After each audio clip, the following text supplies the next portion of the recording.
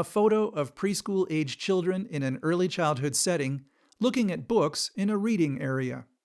A graphic title below the photo reads, "Use visual cues, physical gestures, props, and multimedia." The photo becomes live video, which begins with a quick sequence of scenes in which children are engaged with viewing computer screens and listening to audio devices with headphones. English embedded captions appear on screen throughout the video. The voiceover speaker is identified as Linda Espinosa. A variety of materials in the home language, print, audio, video, and computer applications should be made available. For example, parents can record themselves reading a story in the home language, and the teacher can have that in the listening center. The speaker, seen in a library setting, is identified on screen as Eugene Garcia, Ph.D., Professor Emeritus, Education, Arizona State University. If you're teaching children a second language, if you're setting the occasion for the development of a second language, then you have to give them the opportunity, essentially, to engage in nonverbal, non-oral interaction. And so that's important. The speaker, seen in an early childhood classroom, is identified on screen as Louise Piper, Child Development Center Coordinator. We do a lot of scaffolding so that our teachers really are used to, with all learners, and especially with our young dual language learners, being able to help them make associations using visual cues, using real objects. 3 preschool-age children sit around a table. One child is eating a hard-boiled egg, while the second child shows a hard-boiled egg to an adult. The adult gestures to a third child on the other side.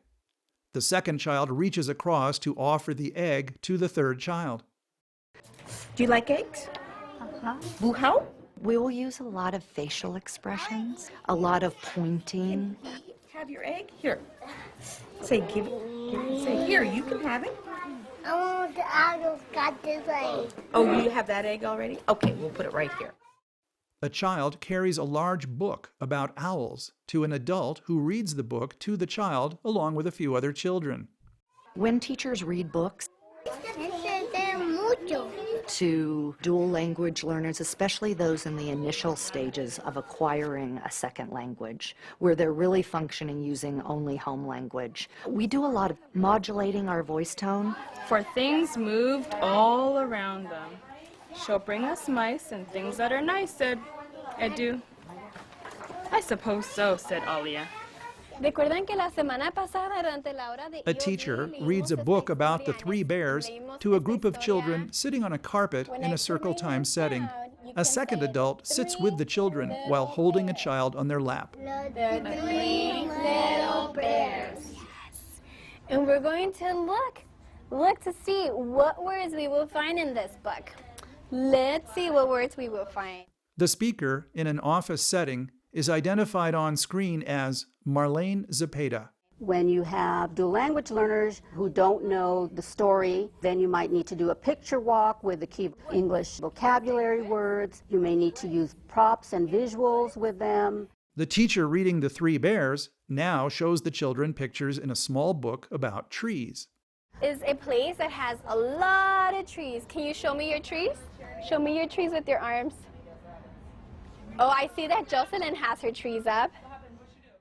The speaker, in an office setting, is identified on screen as Betty Pasmino, followed by a different circle time scene in which the teacher reads a book and wiggles her body as she reads, which prompts the children to wiggle their bodies. Teachers need to be comfortable in using their bodies. Mrs. Seahorse began to wiggle and twist this way and that. Show me how you wiggle and twist. I'm wiggling. Good wiggling. I'm wiggling fast. Credits. Adapted with permission from the California Preschool Program Guidelines DVD series, a product of the California Department of Education, developed by West Ed. Copyright 2013. California Department of Education with West Ed. A special thanks to the programs and families without whose help this video series would not have been possible. The CDE logo appears in the lower left of the screen. The West Ed logo appears in the lower right.